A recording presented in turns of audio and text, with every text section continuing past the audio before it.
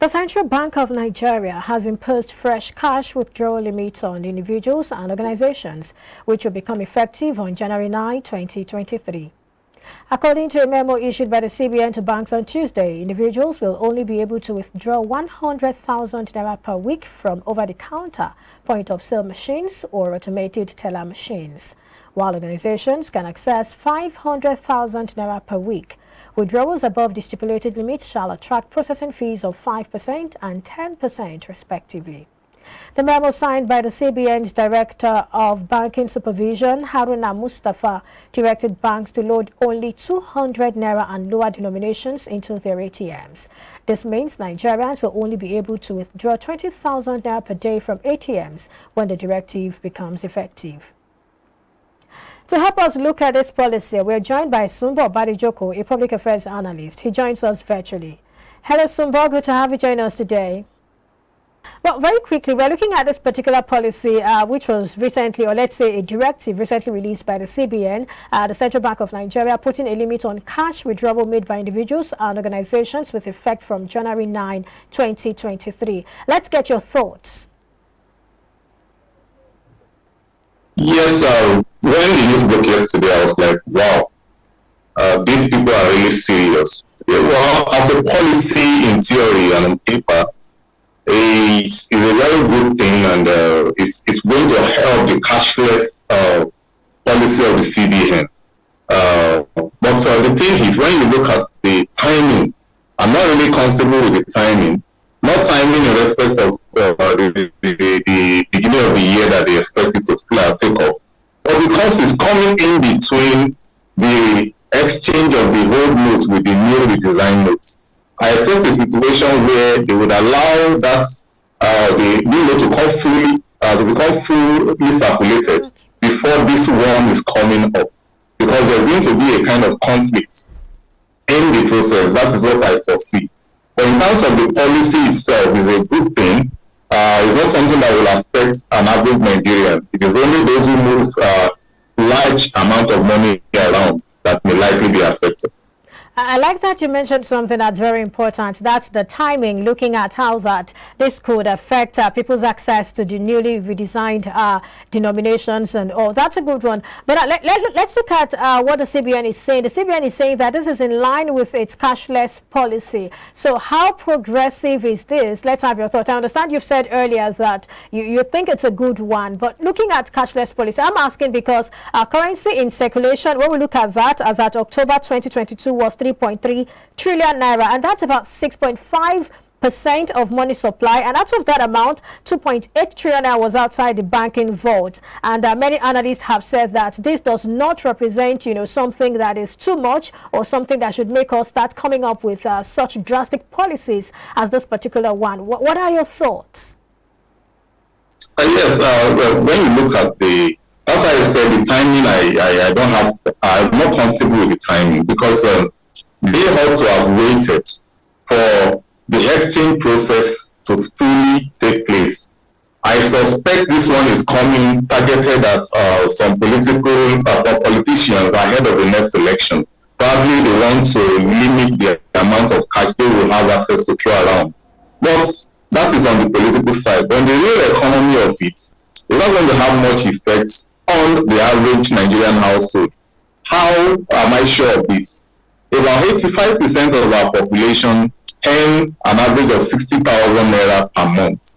If you divide that by 4, that will give you like 15,000 in a week. And they have the chance to withdraw over the counter 100,000 and 20,000 through the POS or ATM, which means they will not really be affected that much. And for the cash deposits, more than 96% of the bank account that we have, they have less than 500,000 as minimum as a deposit in the bank. So a good number of Nigerians, because of the poverty in the land, don't have that buoyancy to the extent that this kind of policy can now affect them. Yes, there will be a kind of revenue increase for the banks, because it means people will now be doing more of transfers and online transactions, and with commission attached. And those who still want to withdraw above 100,000, they they still have the opportunity. All they just need to do is calculate the 5% of whatever they want to withdraw and pay to the bank as charges. So which means in all, both on the 5% commission and the commission on each transaction that the commercial banks will be deducting is going to be adding more revenue to the banks. Whether or not they will now convert that to proper use is another thing entirely. Well, I'm still bent on this cashless policy thing. How exactly are we really in a situation where we have too much money in circulation? Is the money not supposed to be in the hands of people so that they can make transactions with them? Saying that, you know, I mean, it's a mode of payment. That's cash payment. It's a mode of payment. And then when you look at what we have in the vaults, you know, as against what we have out there, the percentage really isn't much. Why is there so much noise? Why is the CBN bent on reducing cash in circulation when some analysts believe that, well, we don't really have a problem with cash in circulation? That's the point I really want you to drive home. Yes, there's so much noise because the CBN is actually targeting some individuals which have become an enemy of the state, those involved in criminal activities and some economic sabotage. So those are the ones that are being targeted, and those are the ones that are likely to be affected by this policy. And that's why I agree with analysts who have also said that, well, the situation we have is not really, but we're talking about the interest rate that is still at double digits. When you have those money that are outside of the banking system returned back to the vault, it's going to give the CBN a leverage to kind of look at the interest rate, which is currently at about 16.5% as we speak. That is still on the high side. We have advanced countries that are having 7%, some even 5%, and they are even claiming that the 7% is the highest we've recorded in 40 years. When was the last time we had a single-digit interest rate in Nigeria? I can't even remember. So these are things that when you don't have a favorable interest rate, it's going to be affecting business, especially access to capital, because most people that wants to come into business that will need capital will be having a rethink, especially when you have a situation where there are some infrastructural challenges and bottlenecks that they have to confront with, which will affect their chances of paying back the loan. And these are the reasons why we have so many bad loans in all the banks that we have. So it's not something that the government is targeting at everybody. They have some selected individuals that are being targeted. And of course, they will definitely likely achieve their aim. I'm just not comfortable with the fact that they didn't allow the so-called new design era to really go into circulation. And I also have this reservation about the ATM now being loaded with the highest denomination of 200 naira. If that is going to be the case, I expect the 500 and 1,000 naira notes to be phased out of circulation entirely. Because if you are going to, that means you're going to be having more of that bill, that 200 naira bill in circulation. And that has its own implication already for those who will be doing large volume of transactions. So it's going to be helping their cashless policy. As that which is the main goal.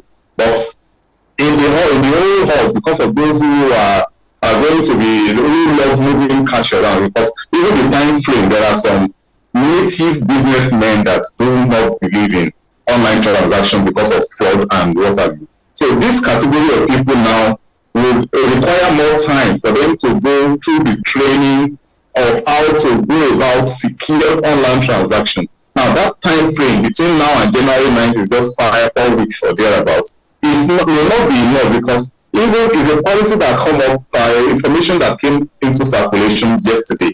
Now before everyone will get into the know of what the whole thing entails, we would have already gotten to January 9th. And by the time people now begin to adjust, this kind of people, I'm talking about merchant farmers in the villages, some other traders that are in our major markets that don't really, they like depositing cash. People like in there's a textile market in Ibadan here, where those people that are there do with large volume of cash. They don't really believe much in transaction, and the banks they deal with, they also know that these are big-time customers that come to deposit huge amount of cash. So this group of people will be affected, even though we are targeting the bandits and kidnappers and some politicians. But these other people doing legitimate things that also move large volume of cash around is going to be affected. So they need time frame, and you need to really capture them into the policy, because cashless thing is good, but we are not at that level of development to go fully cashless or to the level of cashlessness that the CBN is trying to propose right now. All right. I actually like that you've talked about the informal sector and how that it's going to affect them. I was going to take you on that when you said that we're in a country where so many people are poor and not so many people have up to 500,000 naira in their bank accounts. I like that you've also highlighted the impact this will have on some businesses. You called them traditional people, but you know, it just remains the truth. But very quickly, you said something about interest rate. And I believe that the reason the CBN, or let's say the MPC, is raising the interest rate is because it seeks to address inflation, rising inflation. And there are those who are saying that we cannot keep increasing the interest rate because we want to address inflation. What other things, you know, is the CBN and maybe the fiscal committee or the fiscal policy, what fiscal policies are we seeing, you know, in a bid to address this rising inflation that we're talking about? Very quickly, before we get back to the conversation for today, I'd like to hear your thoughts on that. You know, using the instrument of MPR, increase in MPR to address Nigeria's inflation. Well, Nigeria's inflation is something that is not is against the norm. You know, you have inflation when there is perpetual increase in the price of commodity due to the large amount of money in circulation. But you have, what we have in Nigeria is perpetually increase, which is not due to the large amount of money in circulation, but due to the activities of some high-class businessmen who want to maximize profit at the expense of the masses. And of course, due to the forex crisis that we're currently having. That's the reason why we have this inflation. And until the CBN do something about it. Yes, the federal government, in terms of its fiscal direction, wants to remove subsidy. But if you remove subsidy on petroleum, on the price of petrol, you need to invest that subsidy somewhere else if you really want to relieve the burden on the masses. And where can the government inject subsidy that will be a form of relief on the part of the masses? That is on the price of food commodities. Because a good number of people in Nigeria will spend more money on utilities, food, clothing, and shelter than what we actually spend on other things. And these are things that the prices have gone up because of the cost of construction in this country, cement and what have you. And average house rent has gone up by 120% in the last 4 years. Now, that is on the one side.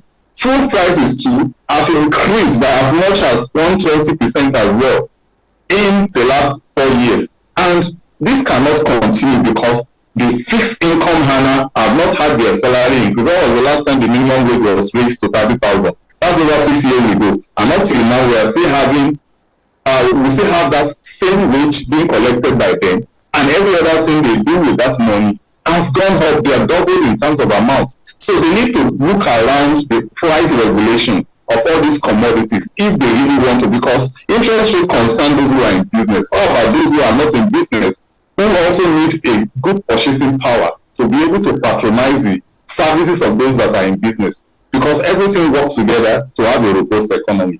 Absolutely, and at the end of the day, the cost is being passed to the consumers. We all bear the brunt. Very quickly, let's look at the value of the naira in the peer-to-peer foreign exchange window. Yesterday, it exchanged with the dollar at 760 naira per dollar. And when you compare this with what we had the previous day, 739 naira per dollar, we'll see that we have a 21 naira decline. Do you think this was prompted anyway by the memo that was issued yesterday by the CBN? In a way, it is, because right now, it's one of what the CBN is trying to do to really strengthen the naira against the dollar. But policy alone will not solve that. There are some other actions that needed to be taken. You know, we have so many official recklessness that is actually affecting the naira. We import so many things, not just goods, but also services. For instance, healthcare service we import. We will have our officials going on health pilgrimage, and they will demand for dollars and foreign currency. So many people send their children abroad for schooling. They will demand for foreign currency. Some people will go for normal religious pilgrimage. They will demand for foreign currency. These are things we can do without. These are things that we have local alternative to. that we can, of course, that's pilgrimage that people go on religious ground is tourism revenue for those countries. We also have our own tourism potential here that we need to develop by tackling security around those corridors and attracting people to also come and demand for our naira, because that is where we make the naira to be strengthened in the balance of trade. For now, the naira is being weakened by all these activities. So just pronouncement or taking some policy decision alone is not enough, even though it will help in a way. But these other things also need to be looked into if we really want to solve the problem as a whole. Okay, well, let's get back to this particular circular. Now, we'll look at some of the provisions in that circular. It says that in compelling circumstances, not exceeding once a month, where cash withdrawals above the prescribed limits would be required for legitimate purposes, such cash withdrawals shall not exceed 5 million naira and 10 million naira for individuals and corporate organizations, respectively. Do you think this will address whatever fears, the CBN really has? If you get me correctly, I'm asking that the directive that talks about, in rare occasions, there might be situations where individuals can withdraw 5 million and then corporates can withdraw 10 million naira. And I'm asking that, okay, since they've given some of our prerequisites for, accessing this amount of money, do you think this will address some of the fears? Because you mentioned earlier, talking about illicit flow of cash or illicit flow of funds. Talk to us about this. Of course, there has been provision for those, and they know those people can afford to pay the charges. That's why I said for the banks, there will be a boost in their own revenue, in their own profits, because we're making a lot of money from transactions, transfers now, and any other form of online transaction. They will also be making a lot of money from commission charges on those above the normal rates that people would want to withdraw. For instance, if you are putting a benchmark of 100,000 on an individual, and you have someone maybe is a high-profile personality that needs to really transact with 2 million naira cash, you will have to pay 5% of that 2 million, which is about 500,000. That's as commission. That is going to be added to the profits of the banks. And I said they will be making a lot of money. Whether or not they will now channel the money to proper use is another issue entirely, because for whatever policy that the government brings up, the Nigerian factor has a way of creeping in and attempting to sabotage such policies. All right. Well, thank you for your thoughts on that one. I was actually trying to confirm if that particular clause, helps the CBN to achieve its goal. Talking about, its interest in probably making sure that we address the flow of illicit funds. But of course, that's by the way. Well, quickly, before we end the conversation, I'd like to have your final thoughts. Yeah, I would want a situation where the policy can be pushed till 1st of February. That is when they would have stopped the exchange of the new currency bills with the old ones. It will be more effective at that time, because it's going to be double stress on the part of the people who are striving to exchange, bring in their whole deposits into the bank, and you're now putting a limit on what they can withdraw. That is not going to be fair on them. But you can wait till the deadline for this exchange is gone by 1st of February, then we can now begin to know that, okay, this is the only challenge that we have to face, and we are facing it. And of course, we also need to exercise action, because it's going to slow down the rate of transaction, especially with this from this informal sector group of people that I mentioned. And when there is a slow down in the rate of transaction, it's going to be affecting the economy in a way, because it is a new year and the fiscal year will also be coming up. Now is an election year where normally when there is a transition, there is always reduction in the transaction within the economy, because this businessmen will want to hold on to know which new government is coming up and what is the policy direction that government is likely to bring upon. Now, this coinciding with that is raising a very big question, which the CBN will still need to really provide answers to. All right. Thank you so much for sharing your thoughts with us on the show today. Thank you for having me. All right. We've been speaking with Sumbo Badijoku, public affairs analyst. We'll take a break now. When we come back, we have more conversations for you. Stay with us.